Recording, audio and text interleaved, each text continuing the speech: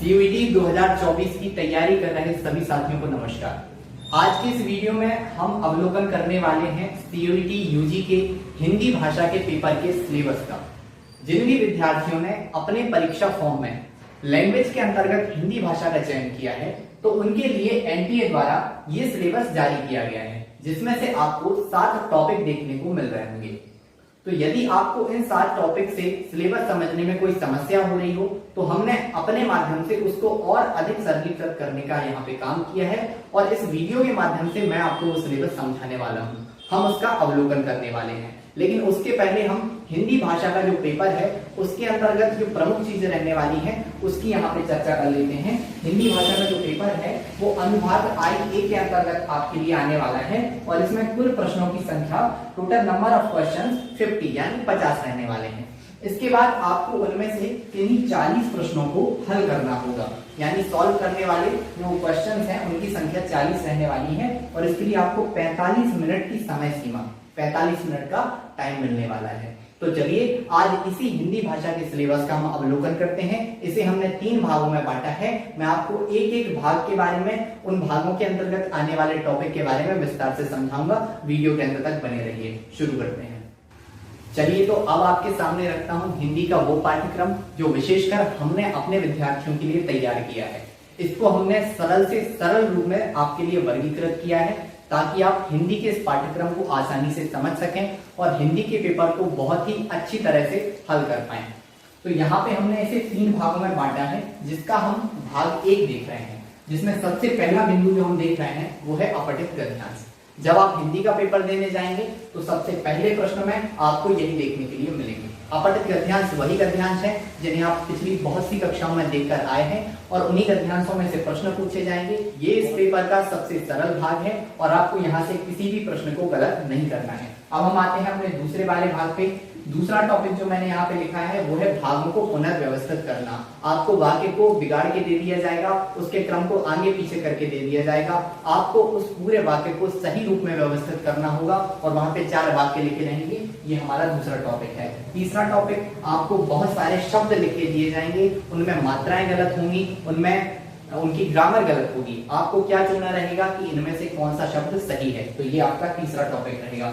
मुहावरे और लोकोक्तियों में से प्रश्न आपसे पूछे जाएंगे। पर्यायवाची और विलोम शब्द पिछले पेपरों में देखे गए हैं, जो पूछे गए हैं, तो इसको भी आपको तैयार रखना है। और आखिरी जो टॉपिक मैंने यहाँ पे लिखा है वो है वाक्य के लिए एक शब्द। आपको एक बहुत बड़ा सेंटेंस, एक वाक्य लिख के दे दिया जाएगा और आपसे पूछा जाएगा कि इसके लिए एक शब्द बताइए, सही शब्द क्या है। आपको ये हमने यहाँ पे भाग 1 में जितनी चीजें आने वाली थी उनकी चर्चा की। याद रखिए एनटीए ने जो सिलेबस दिया है उसको हम और सरल करके यहाँ आपको समझा रहे हैं। अब हम देखते हैं भाग 2 में क्या क्या चीजें रहने वाली है।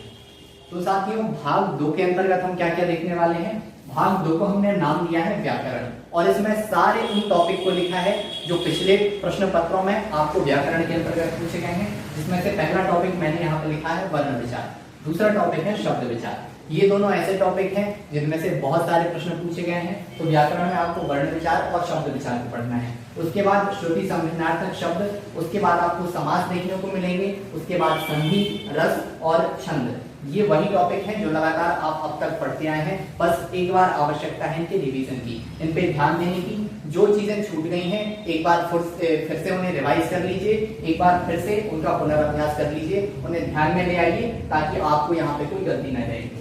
आगे चर्चा हम करेंगे अलंकार की, उसके बाद में लिंग, वचन, काल, कारक। ये सभी टॉपिक आप लगभग 12वीं कक्षा तक पढ़ते आए हैं और यही सारी चीजें व्याकरण के अंतर्गत आती हैं। तो हमने अपने सिलेबस में उन सभी टॉपिक को कवर किया है। उसके बाद आपको संज्ञा, सर्वनाम, क्रिया, विशेषण, यहाँ पे मैंने कुछ मुख्य बिंदु लिखे थे उन मुख्य टॉपिक से जहां से कि पिछले वर्षों में प्रश्न पूछे गए हैं। तो ये हमारा भाग 2 था जिसमें मैंने पूरे व्याकरण के जितने भी प्रमुख टॉपिक थे उनको कवर किया।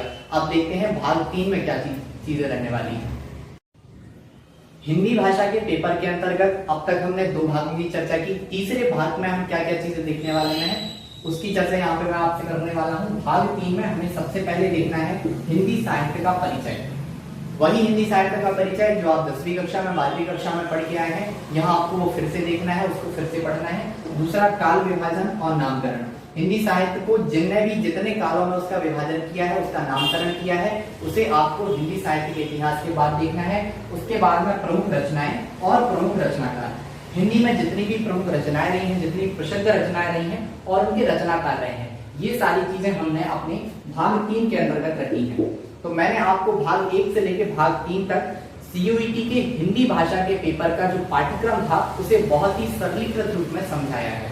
आपको एनटीए द्वारा जो पाठ्यक्रम दिया गया है, जो सिलेबस दिया गया है, यदि आपको वहां समझने में कोई समस्या हो रही है तो आप इस पाठ्यक्रम से तैयारी करके जाइए। इसकी पीडीएफ मैं आपको डिस्क्रिप्शन में दे दूंगा। यदि आप इसके शॉर्ट नोट्स चाहते हैं तो डिस्क्रिप्शन में दिए गए नंबर से आप संपर्क कर सकते हैं, आपको वहां से भी पीडीएफ नोट्स उपलब्ध करा दिए जाएंगे। सीयूईटी से जुड़ी ऐसी ही जानकारी आगे भी पाते रहने के लिए चैनल को सब्सक्राइब कीजिए, अपने मित्रों के साथ इस वीडियो को साझा कीजिए। आप सभी का बहुत बहुत धन्यवाद।